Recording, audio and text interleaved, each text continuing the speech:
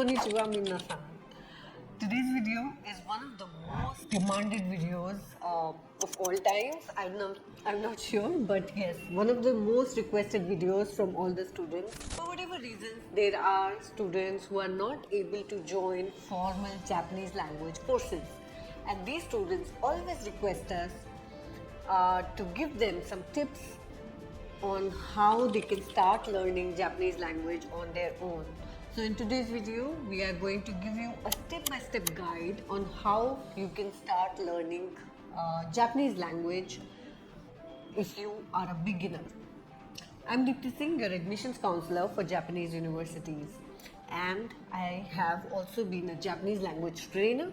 So here is my recommended guide to you to follow these steps, and you can ace your at least N5 level. So number one step is to, of course, build a strong foundation. And for the strong foundation, you need to first master the script of Japanese language. So there are 3 scripts in Japanese language, but my recommendation to you would be to start from hiragana and katakana. Of course, you cannot proceed with kanji, which are the pictorial letters, just yet. That has to wait. So, to master hiragana and katakana, there are multiple resources online, and in the description of this video also we will put a hiragana and katakana trial sheet, practice sheet, and you can download it and you can practice on your own. But how, right? So that is more important. So in order to practice these 2 scripts, here is my number 1 recommendation. You will need to take out, and you have to block your calendar every day for at least 30 minutes. You have to block your calendar every day. Do not crowd just 2 days of learning Japanese language. Rather, give yourself 30 minutes every day consistently, so that you are in the loop of learning, and it is much easier to take out 30 minutes rather than 3 hours on a weekend. So my recommendation to you is first block your calendar, whichever time is convenient to you, maybe early morning or maybe evenings, whatever suits you. Just have this dedicated time of 30 minutes every day. Second, you need to create flashcards. So each and every alphabet that you are learning, it's much better to make flashcards of those letters and keep them with you. This will basically help you memorize these letters faster. Another great tip for you is to always practice writing these alphabets by hand. So each alphabet you must practice many times over and over, and when you write them on the paper with your pencil, it is going to get registered in your mind and in your memory, and it is the best way to learn any character that you want to master, and it will definitely create a recall memory for you if you are writing it many times. So write them many times when you are learning them, and also carry a flashcard of these letters with you wherever you go. After you have learned all the hiragana and katakana, the next step would be to start reading easy sentences. Now these easy sentences will not have kanjis, only hiragana. And the easiest way to read this is by reading children's stories in Japanese. Children's stories in Japanese usually do not have any kanjis. Even if they have kanjis, they usually have a furigana, as in the reading on top of these kanjis. That makes it easy for you to learn new words, conjugations, and also helps you recall all the alphabets that you have just learned. These stories, children's stories in Japanese, are called mukashi banashi. Mukashi banashi, as in the old stories, right? And these stories are available, plenty of them are available on the internet, and you can actually go to websites and read them online. Along with this, as and when you are reading alphabets, my recommendation would also be to combine 2 alphabets and start creating new words. Like if you have learned sushi, For example, if you have learnt su and letter shi, you can combine them and that's a new word for you, sushi. Similarly, you must read them out loud and copy that sound. So su is different from tsu. So likewise, if you don't practice, you will not know the difference. Second is start speaking early with basic phrases, right? So please don't wait till you know a lot to start practicing. The earlier you start, the more confident you will be eventually. So you can just start with greetings, konnichiwa, people around you or in your family. You can just in front of the mirror, you can start speaking whatever you know. It can start from greetings and then slowly you can build up to simpler sentences. For example, watashi wa dipti desu, kore wa pen desu, kore wa pasokon desu, and so on and so forth. So don't wait is the key. You have to practice as you go along. Third step would be to build your vocabulary. Now that you know few words, now you need to know more words, because if you don't know more words, you will always be short of expression. And to know more words, you will start learning more. So you will need to learn, for example, the numbers in Japanese, right? Ichi, ni, sanshi. You have to practice that and not only learn it, but also write it and also memorize it.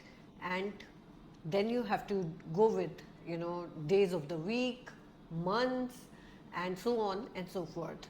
You can follow the chapters which are in Genki.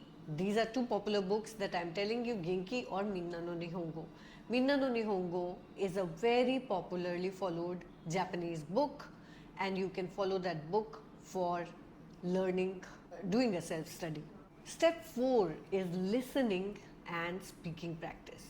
So for listening, I recommend you listen to, for example, animes. If you are watching animes, you start listening to them in Japanese language. First you can have subtitles on, and then slowly, you get rid of subtitles and watch it again without subtitles and try to pick up few words. Even if it is few words, it's important to listen to Japanese native tone and pronunciation. Second is you can use podcasts like NHK Easy Japanese. That's very popular podcast for Japanese beginners. And to practice speaking, my suggestion would be to shadow.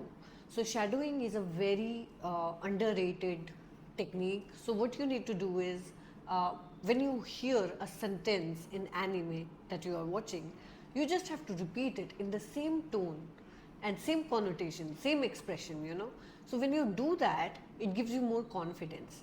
I used to memorize some sentences when I was learning Japanese, and I would use them even if it doesn't fit the context. But I just wanted to use those sentences because I knew that these are correct. So you can do the same. You can start using some sentences that you have read somewhere and start using them and throwing them at people like you really know the language well. You can record yourself. That is also a very underrated method. When you record yourself, you can identify the problem areas much better, and then it gives you an opportunity to work on those problem areas.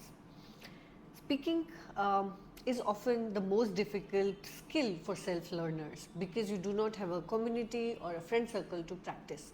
So that is why it's very, very important for you to integrate these two habits in your learning. Step 5 is very important. You have to create an environment, an immersion environment at home. You don't have to be in Japan to be learning Japanese. So you can label, simple articles in your home. For example, in case of sugar, you instead of labeling it as sugar, you put sato. Table, you just put a write teburu or isu and so on.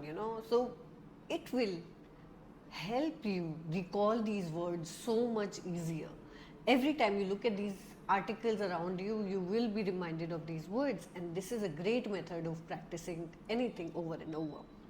Again, simple things like changing the font of your phone to Japanese, or having a Japanese font on your phone and speaking to somebody in Japanese is a great way of practicing simple Japanese.